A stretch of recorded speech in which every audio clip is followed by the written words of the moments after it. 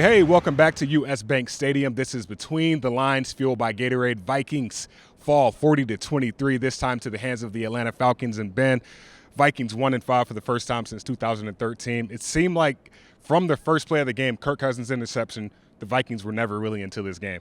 No, unfortunately, they looked flat. I mean, they flat out looked flat, and you wonder about situations like that. Being a former player, like you come off a tough loss in Seattle where you feel like you won the game, you don't get the victory, you've got a bye week coming up next. Sometimes it's a mental check to see where you are. Can we stay focused on what we have to do today on each and every given play? And right from the get-go, it was a bad interception. First half, 17 points off turnovers for the Falcons, and that was just too big of a hole to come back from. Moving to the offensive side of the ball, the Vikings missed Dalvin Cook sorely today. Alexander Mattison, 10 carries, 26 yards, 13 carries, 32 yards overall as a team. Your thoughts? Yeah, but Gabe, when Cook doesn't play, it can't fall off the way it did today or in the Green Bay game last year. And speaking of that game, of course the Vikings miss beloved fans here at US Bank Stadium, specifically defensively. We've given up more than 40 points twice this year. The only two times a Mike Zimmer coached team has allowed more than 40 points since he started here in 2014. Yeah, they missed the fans. Would it make a difference? I don't know. But the Vikings have lost 5 consecutive home games. Holy cow. Back to Green Bay and Chicago last year. So those are the bad times. The good times, you can't dispute how good Justin Jefferson is. He did it again. I mean, Seattle put him on a long of 11 with that Ken Norton Jr. stuff, but he blew up again today and had 2 touchdowns. Wonderful, wonderful talent. Glad he's on our team. Justin Jefferson tied for second most 100-yard receptions for a Vikings rookie. Randy Moss has 4. Justin Jefferson has 3 now. Moving to the defensive side of the ball, Ben. Matt Ryan, 30 of 40 today, and 3 of 3 on 4th down. 2 touchdowns on those 4th down conversions. Your thoughts on this Vikings defense? Right when I thought our secondary was sort of trending upwards in the right way, it really seemed like they were confused pre-snap on where exactly they're supposed to go.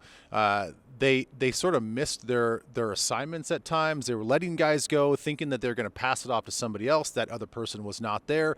Just too many mental mistakes, it looked like, and it was just too much, And I get that part of it's the sudden change, the short field. But again, you have to come back and be mentally tough enough on defense to handle those moments.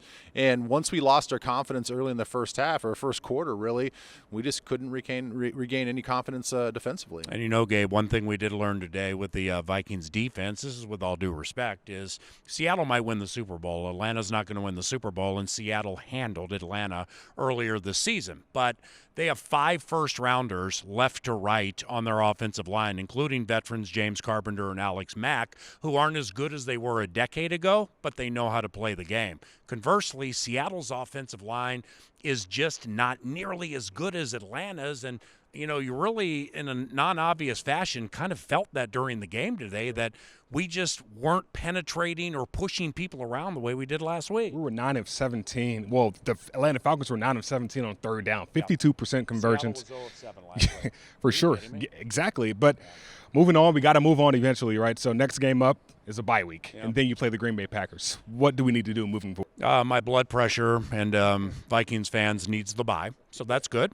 Much needed. And then after that, that crappy undefeated team with MVP for quarterback at Lambeau Field. I mean, that's just that's going to be super easy, right? Yeah, exactly. What about you? Well, the thing is, there's not much that we can take from the first time they met. I mean, we were clearly outmatched. Yeah. We had a young secondary, still a young secondary, was just thrown into the fire. So there's really nothing we can go back to that first game and say, oh, if we would have just done 1 or 2 things better. No, we got to get a lot better. And the Packers are getting much better since then. So let's just focus on the bye week. Let's focus on guys getting healthy, and hopefully a healthy Dalvin Cook is the big difference. Hey, no doubt at all. We can't leave you with this. Unfortunate passing of the legendary Sid Hartman today. Died at the age of 100. We know he means a great deal to this Vikings organization. The media entrance here at US Bank Stadium is named after him. The interview room at TCOPC is named after Sid Hartman. So condolences to his family. I know he means a lot to a lot of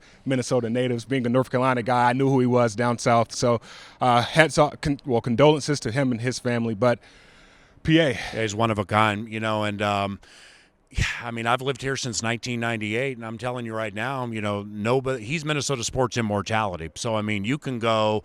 You think of a Mount Rushmore of sports figures, and they don't have to be players and coaches. Sid gets one of those spots. And God rest the soul of Sid Hartman. I worked with his son Chad for many years at KFAN. So did Chad and everybody in their family. Sid, what a wonderful, wonderful life he lived. And now he lives a better one. For sure. Guys, stay safe out there. This is Between the Lines, fueled by Gatorade.